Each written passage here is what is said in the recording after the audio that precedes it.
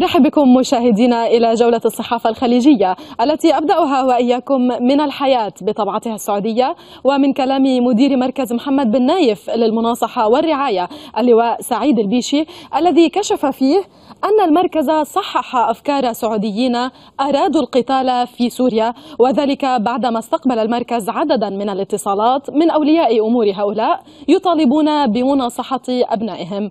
ومن جهة ثانية قال اللواء البيشي إن برنامج المناصحة مكون من شقين، أحدهما وقائي والآخر علاجي.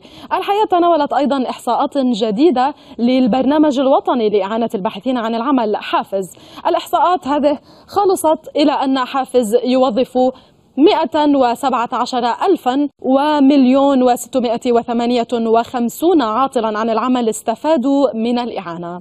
ننتقل إلى صحيفة عكاظ التي بدورها اليوم نقلت تعرض لاعب نادي الوحدة السابق بكر فلاتة إلى محاولات قتل يوم السبت، بحسب ما ذكرت الإعلامية عائشة فلاتة رئيسة تحرير صحيفة التميز، التي أوضحت أن المقنع الذي حاول قتل شقيقها ظن أنه لاعب نادي الاتحاد محمد نور.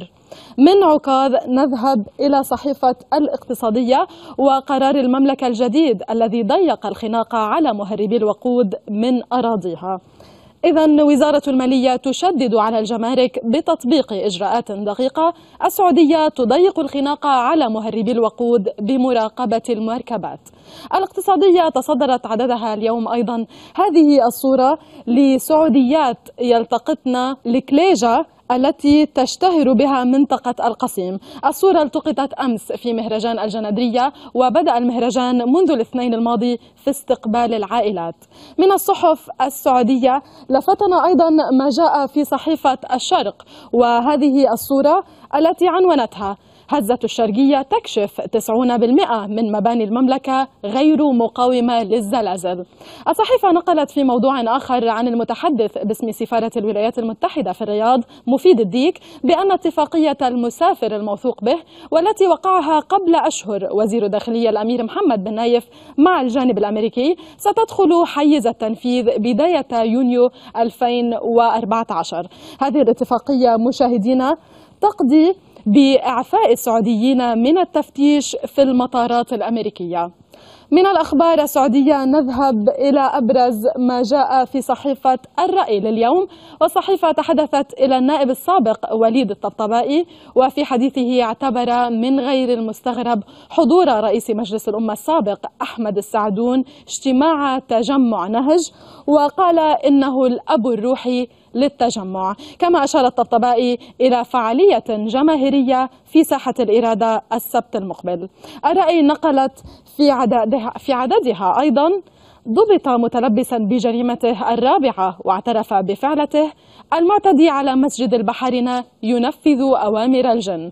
وخلال التحقيقات اعترف المتهم أنه كان يقوم بتحطيم الزجاج من دون أي خلفية سياسية أو طائفية، وقال إنه اعتدى بالإتلاف على مسجد البحرين عدة مرات، مدعيا أنه ينفذ أوامر تأتيه من الجن.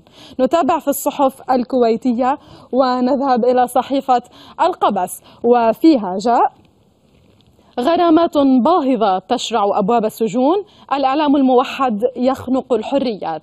جولة الصحافة الخليجية أختتمها وإياكم مشاهدينا اليوم مع صحيفة الأيام البحرينية، التي ذكرت أن البحرين تعرضت عصر أمس إلى هزة أرضية متأثرة بامتداد زلزال قوته 6 درجات و10 درجة على مقياس ريختر ضرب جنوب إيران على بعد 100 كيلومتر من مدينة بوشهر. الخبر عنونته الأيام: زلزال بوشهر يهز البحرين والخليج، وإخلاء منشآت حيوية وذعر بين المواطنين، تأهب خليجي لمواجهة مخاطر نووية إيرانية. مع هذا الخبر أصل وإياكم إلى ختام جولتنا اليوم.